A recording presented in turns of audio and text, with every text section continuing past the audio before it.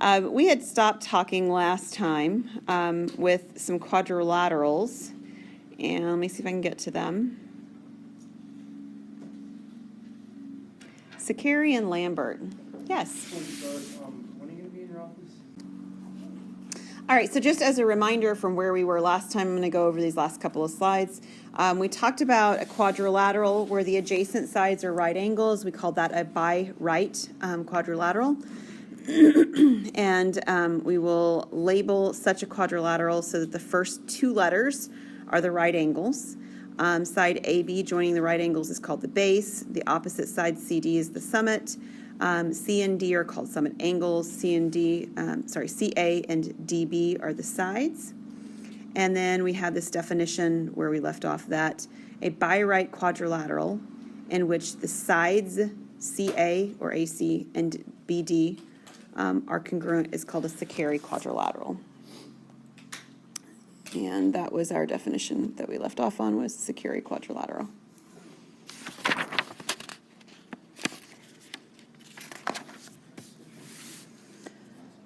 So far, so good. Awesome. So let's do a proposition about Sakari quadrilaterals. Proposition 4.12 says the following. Part A.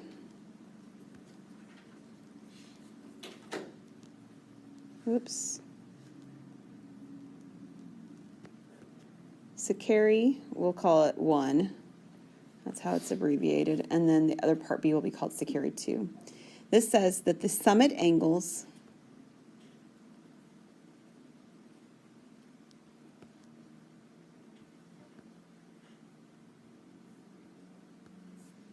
of a Sakari quadrilateral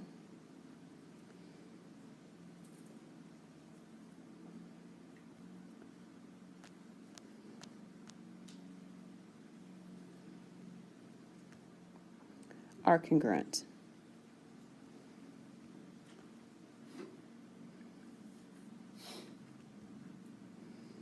Notice it doesn't say they're right angles. We talked about that last time, but they are congruent.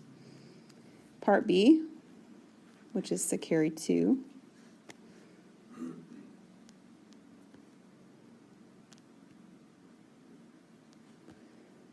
Says the line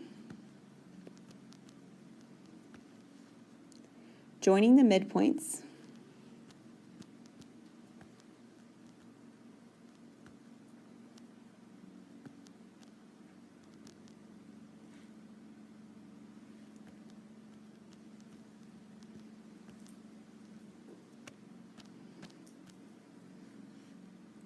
of the summit and base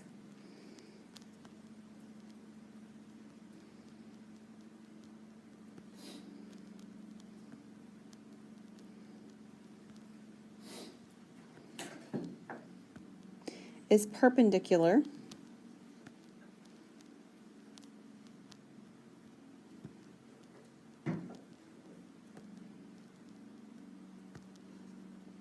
to both the summit and the base.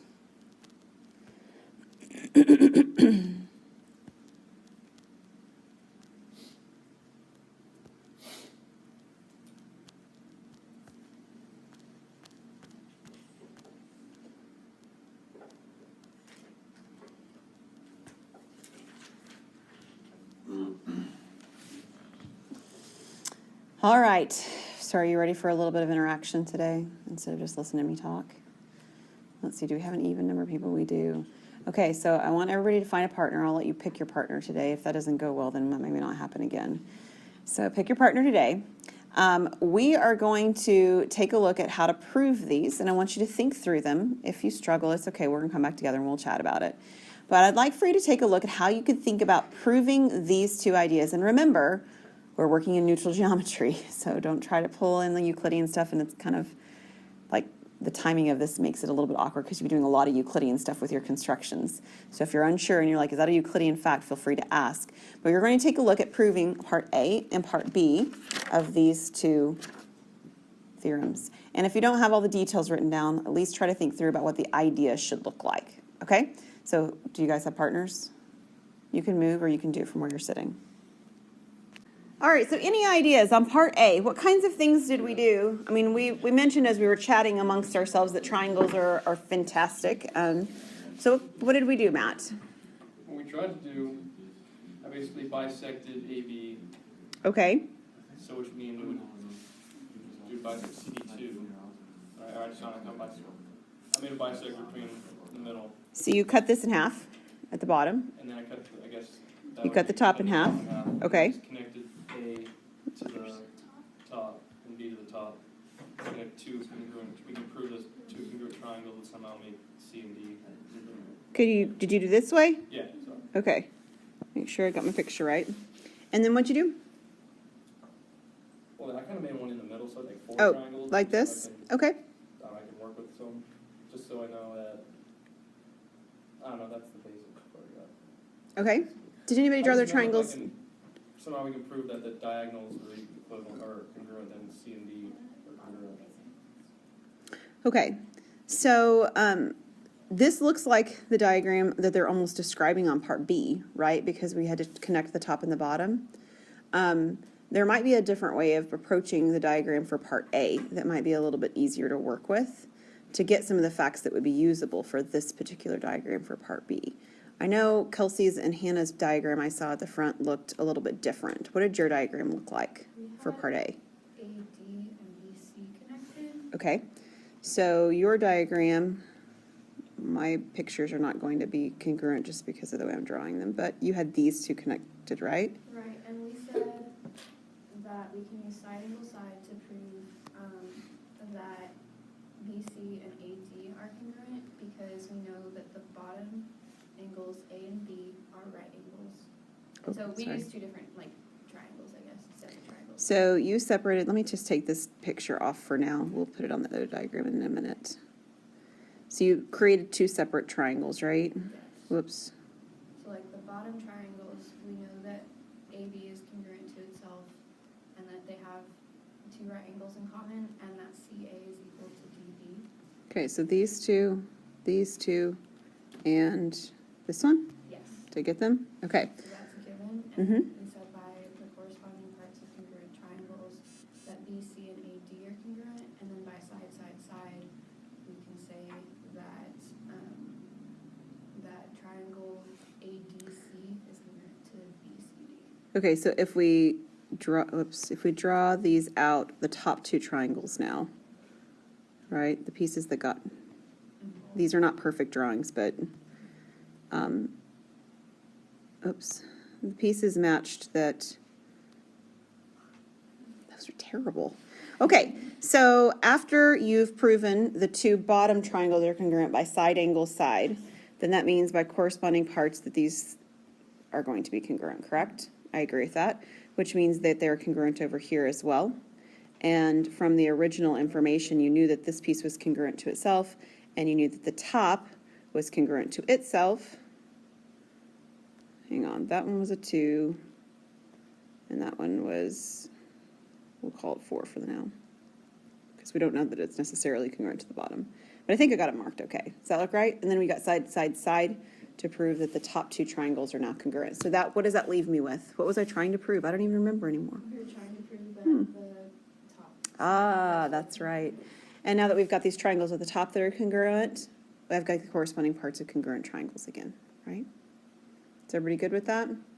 Now, we can use the diagram that you were talking about, and we actually have the summit angles congruent now, which might be a useful fact as we're working through the rest of the pieces.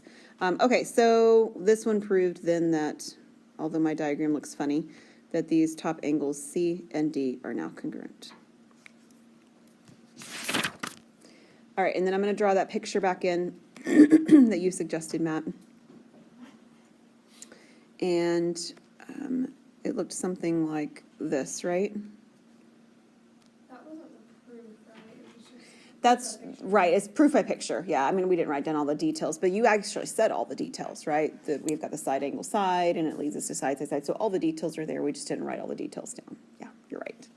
Okay, so here's A, B, C, and D.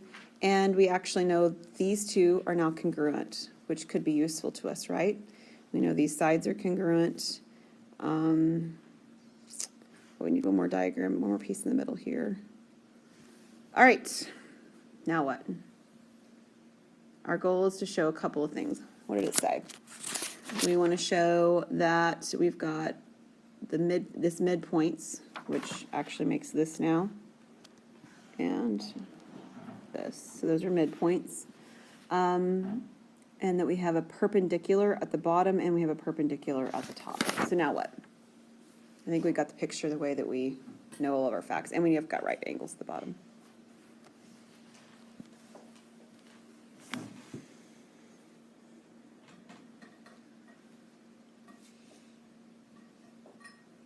Well, then by side angle side, we know that diagonals are right. Do we know that the diagonals are, I did not say that very well. Do we know that the diagonals are congruent yet? Do we? Side angle side with the top ones, yes. Sorry, I was looking at the bottom ones. Okay, so the diagonals are going to be congruent with side angle side on the top. So these two triangles on the top are congruent with side angle side. So this diagonal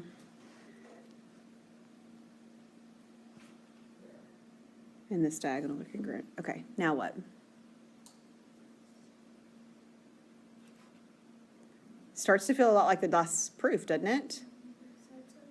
Yeah, then we've got on the bottom two triangles now. So we on the last proof, we started with the bottom triangles, and then we used side angle side, and then we did side on the top. On this one now I have side angle side on the top, right? And now I have the bottom two triangles by side to be congruent. Let's use a different color. Right, that's itself. Okay, so now I've got two congruent triangles at the bottom. What does that tell me? Good. So this angle and this angle, which are the two angles that I'm trying to prove something about, are congruent, right? What else? They're supplementary, which means they must be 180, or the sum must be 180, so the two individually must be 90, right? All right, so that's not using anything about parallel lines to do that. It's a linear pair or supplementary angles. So we have the bottom are right angles. What would I do then to get the top two are right angles? Because right now I don't even have those inside of a triangle as per se.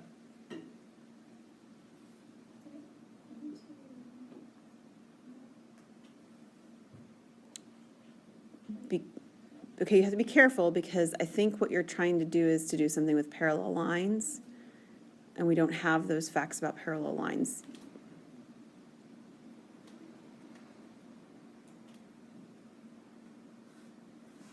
Okay, so the piece that we're reminding you where we are, the piece that we are trying to prove is that that this line through the middle is perpendicular to the summit. We proved that it was perpendicular to the base.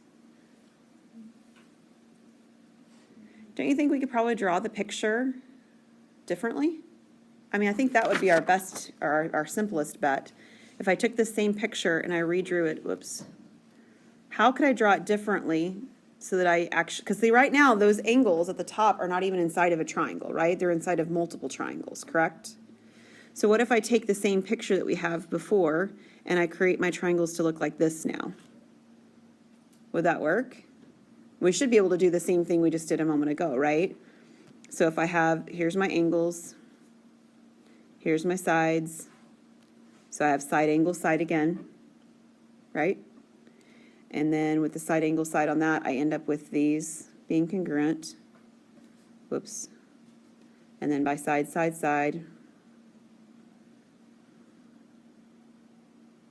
those are congruent because they cut in half. And then this piece, of course, is congruent to itself, so I have congruent triangles by side. So this is just a repeat argument, isn't it? All three of them are actually the same argument. I use side angle side, I use side, and then I'm able to get the angles that I need to be congruent. And then the fact remains to get to the top. This is a supplementary, just like Haley said. It's a linear or a linear pair, either way. And then they're congruent because they're inside of congruent triangles. Sound good? Cool. All right, let's take a look at some other information about these particular kinds of quadrilaterals. Proposition 413.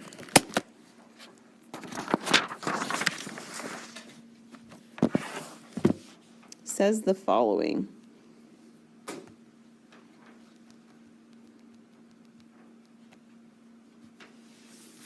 In any by-right quadrilateral,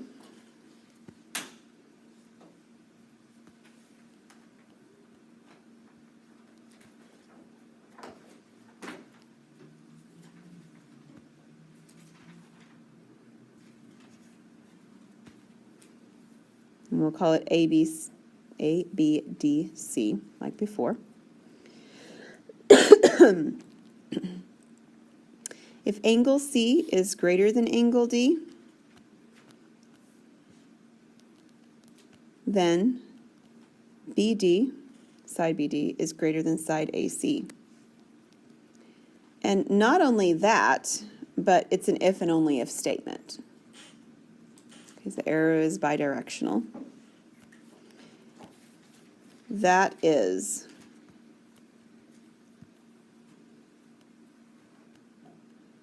the greater side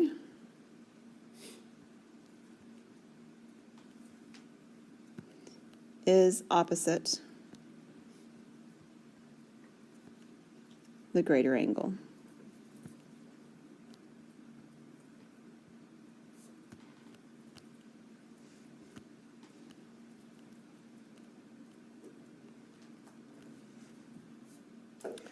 And if I were to draw the picture with our quadrilateral, we had a similar statement about this with triangles before. So if I make my right side a little bit taller,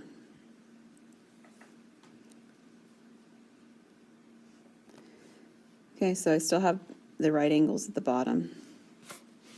And we would all say, yeah, this side being smaller means that this angle is also smaller when you compare the two sides and you compare the two summit angles. That's all this is saying. Corollary to this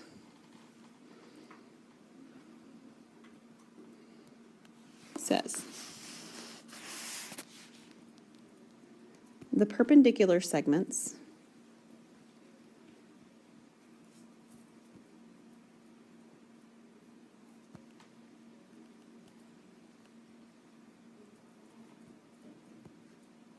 from one side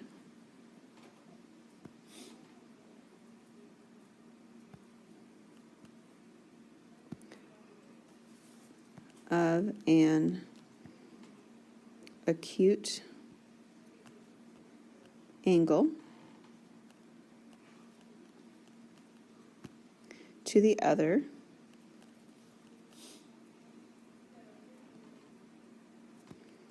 increase as you move away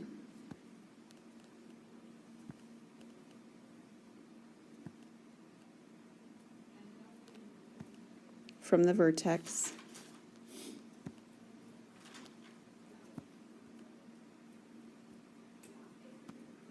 of the angle.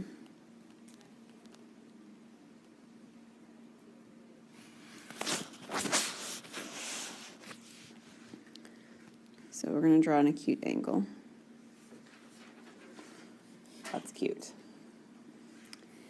And all it's saying is that if I drop perpendiculars and I move outward from where the angle is, those perpendiculars, pretend like they all look perpendicular with me for the moment, they get longer.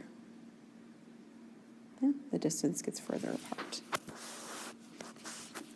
All right, we had mentioned the title sort of this like mini section within neutral geometry is Sakari and Lambert quadrilaterals. We talked about Sakari. Sakari have congruent sides. Lambert's the next one, okay? So again, we're going to title it an important definition.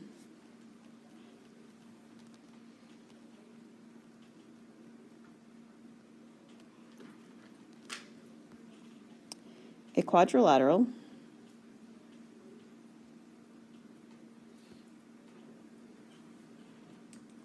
with at least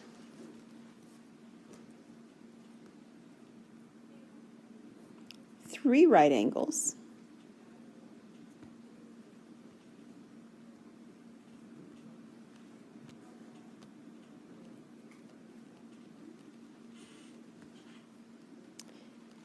is called a Lambert quadrilateral.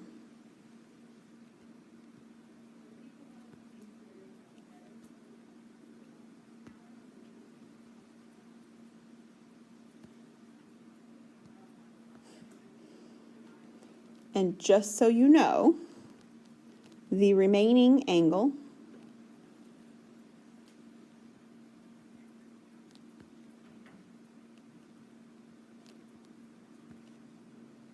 is referred to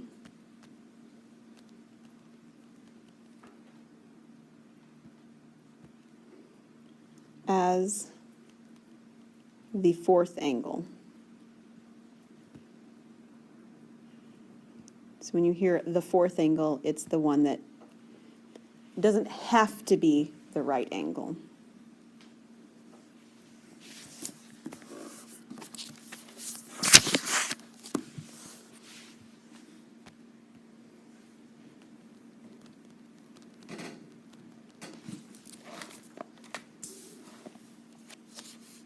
Okay, corollary number 3. Yes, we did skip number 2. I was double checking that. Corollary number 3 says the following. A side adjacent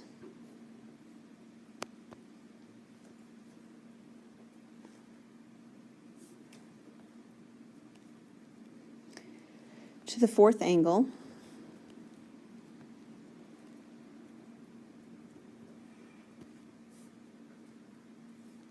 we'll call it theta, of a Lambert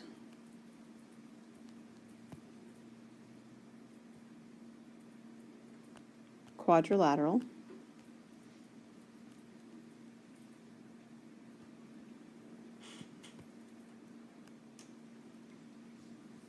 is respectively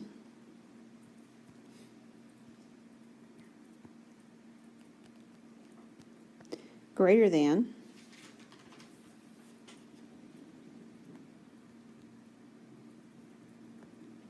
congruent to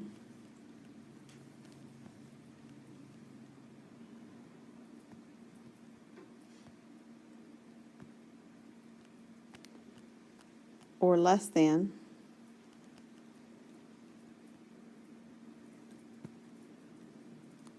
the opposite side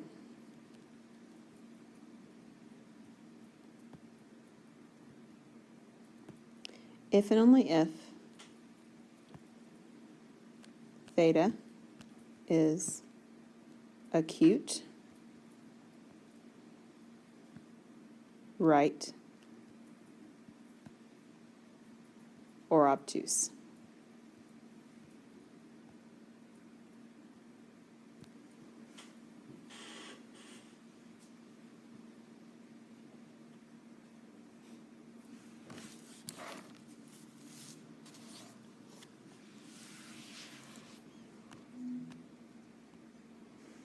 Okay, let me draw a picture real quick. So we need 3 right angles. At least we need 3 of them that are marked as a right angle. So, yeah, let me do it this way.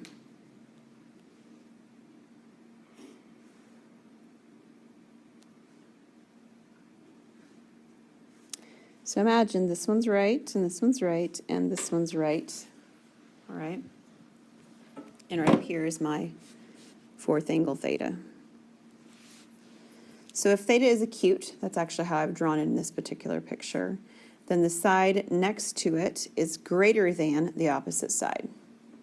And it works on both of them, the base and the summit as well, but the sides are what it's referring to. So this side and this side are the ones that they're talking about. So if I've drawn this in such a way that theta is acute, not just drawn it, but if theta is acute, you can see that the opposite side is smaller, or the side next to it is greater than the opposite side. And the picture would be similar if I were to have drawn it with the theta being right. The sides would be congruent, and if the theta were actually an obtuse angle, instead you would have the side next to it less than the side opposite of it. All right, we're going to make an observation.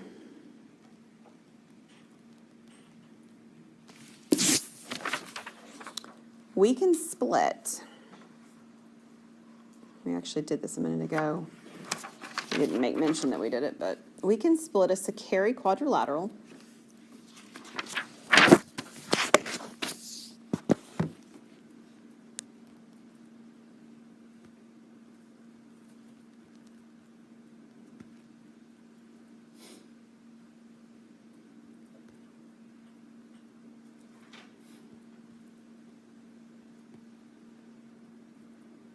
in half to obtain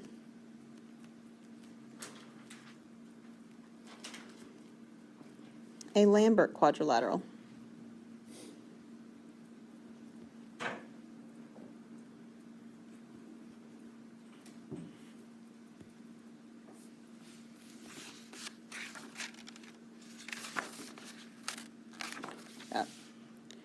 We did this when we proved.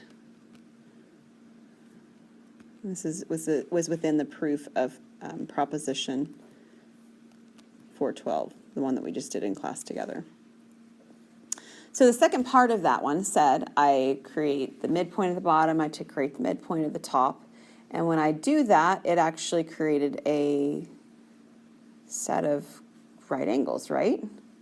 So I have two right angles still at the bottom on half of that. Let me go back to my picture because I have it over here. So when I did that over here on the left-hand side, here's a right angle and here's a right angle, and by proof we proved that there's a right angle. So I actually didn't have Sakari quadrilaterals when I split it, right? I split it into two Lambert quadrilaterals within that proof. Conversely,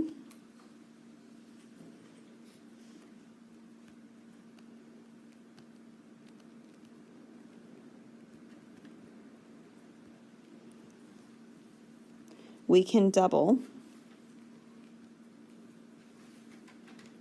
a Lambert quadrilateral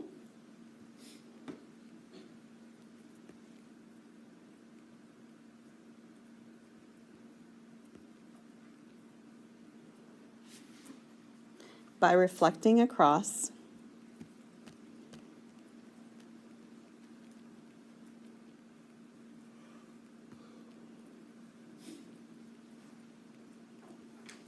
a side not adjacent to the fourth angle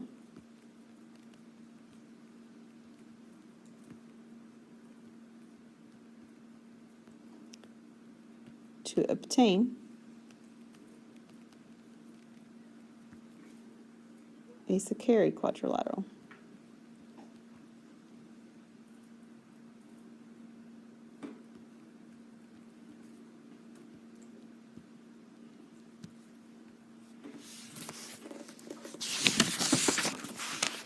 And back to the picture we had before, you can imagine doing that if this is your angle that you don't know is your right angle, right? It's your fourth angle, and we use the side that doesn't, it isn't adjacent to that. It would be this side. And if we reflected the left-hand Lambert over to the right, we'd have the two Lambert quadrilaterals and create the Sakari quadrilateral. So that's the image that's being created by this. Corollary number 4 says,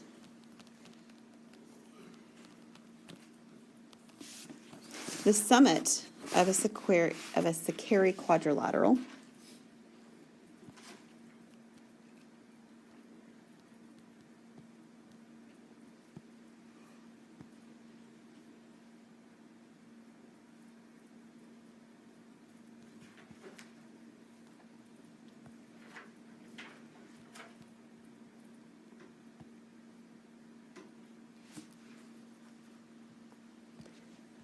is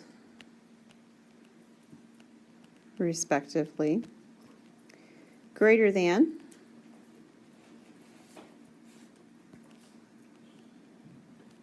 congruent to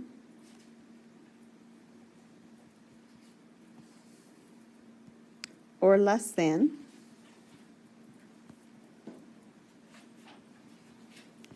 the base.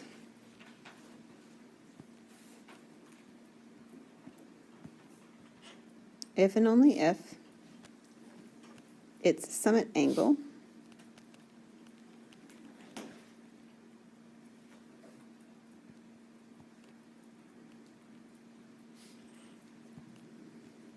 is acute, right, or obtuse.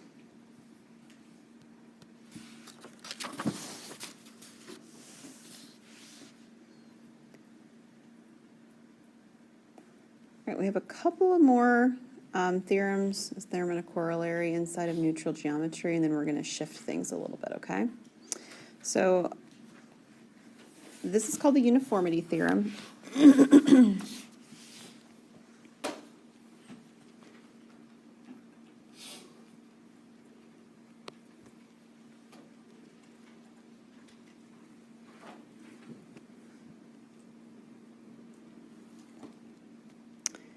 And it says, for any Hilbert plane. Okay, so that's a model inside of neutral geometry. If one Sakari quadrilateral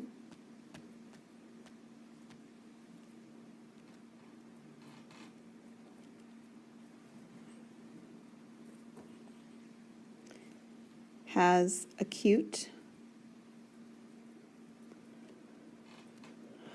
or we could use right or obtuse. We just have to use one of them, okay? But one of these three angles, summit angles,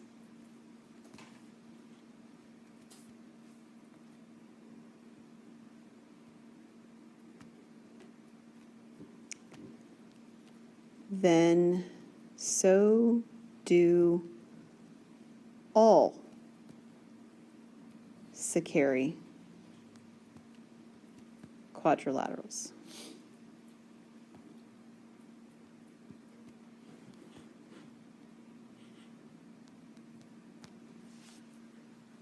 Okay, so do you see what it's saying? It's saying we can't both be working in the same system with all the same rules, and my Sakari quadrilateral and your Sakari quadrilateral have these different properties. Whichever property it is that that fourth angle has, they're going to be the same, okay? Or the top angles or whatever. So either they're both acute and they're all acute and everybody has acute angles, or we all have right angles. And that sounds like Euclidean geometry, right? They're all right. Or they're all obtuse. Gotta pick. Corollary to this says the following. This is corollary 1 to the uniformity theorem. For any Hilbert plane,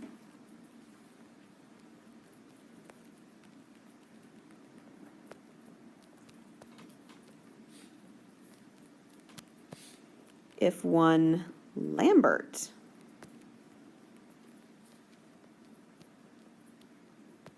quadrilateral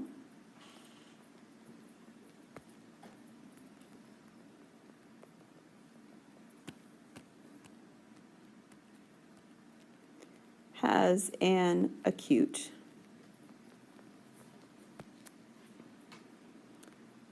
or we could say right or obtuse, it doesn't matter, again, just you have to have one of them, not all three. Fourth angle.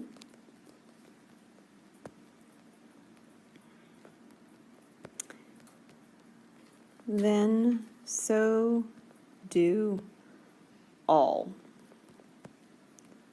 Lambert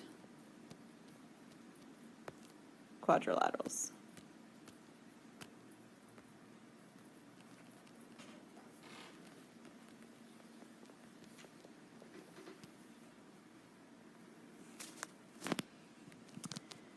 And just so that you know, like as a reference, I'm going to write this like as a furthermore.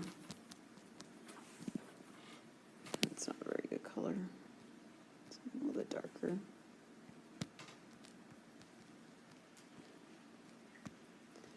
Furthermore,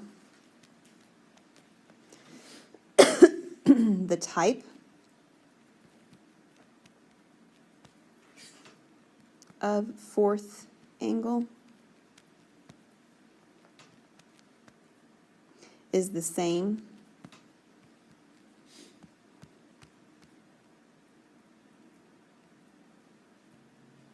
as the type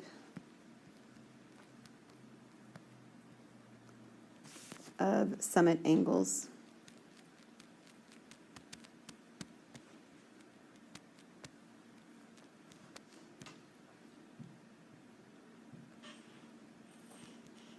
in the Lamberts Quadrilateral.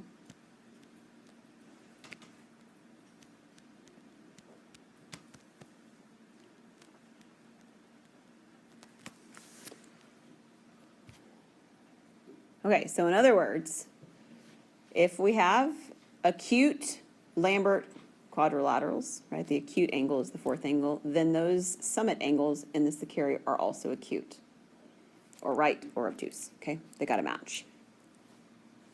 All right, that is where we're going to stop for our neutral geometry. I'm going to keep the recording going so I can kind of chat with you just a little bit about what's happening next, okay? That way those of our classmates that are not here hopefully will still have the same information. We're moving into the history of the parallel postulate next. So you actually have a homework assignment. The homework assignment will be due next class period, but it's not a very super involved one or anything like that. I know you're still working on a project for me. But the homework assignment looks something like this. For your homework, and you can use available resources, just like always. Your book's a good one. You can use the internet. You're going to make a list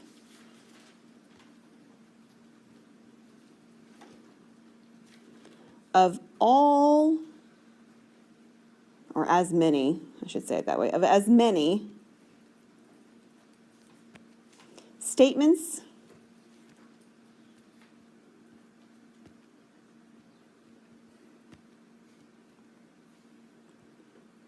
that you can find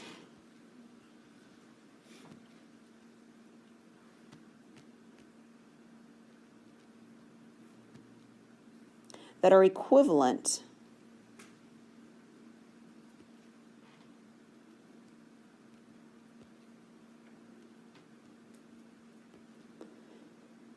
to Hilbert's. Remember, this is the same thing as Euclid's, right? Hilbert's parallel postulate.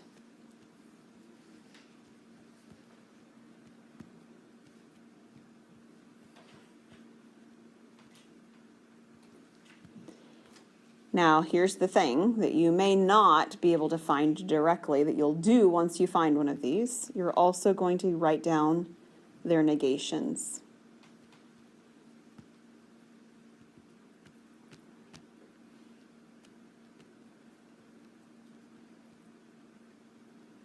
Okay, so if you find a parallel postulate, I think I have one of them listed that we talked about before. Here's one. Here's an example of one. So let me give you an example of what I mean.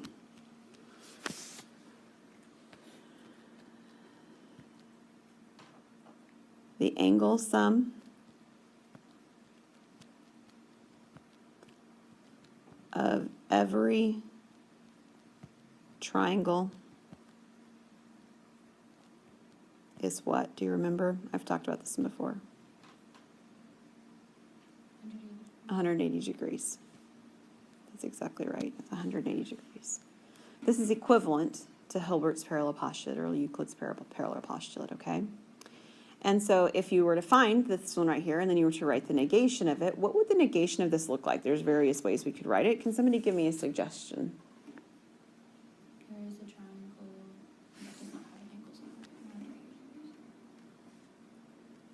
it. Okay, so there exists a triangle. I think I'm writing down what you said. Whose angle sum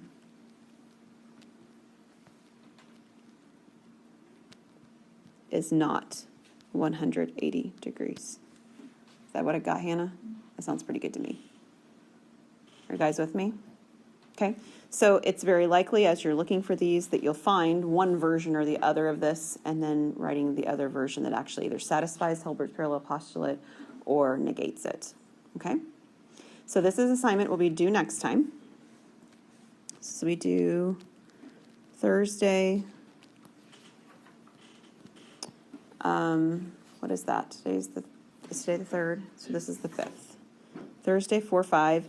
In your syllabus it says Thursday 4-5. We're not having class because we have the conference. I have my dates, the weeks wrong, so we are having class on Thursday. Next Thursday's up for debate depending on where we are at that point, okay? Or maybe we'll have an abbreviated class or something like that if we do just a little bit of it.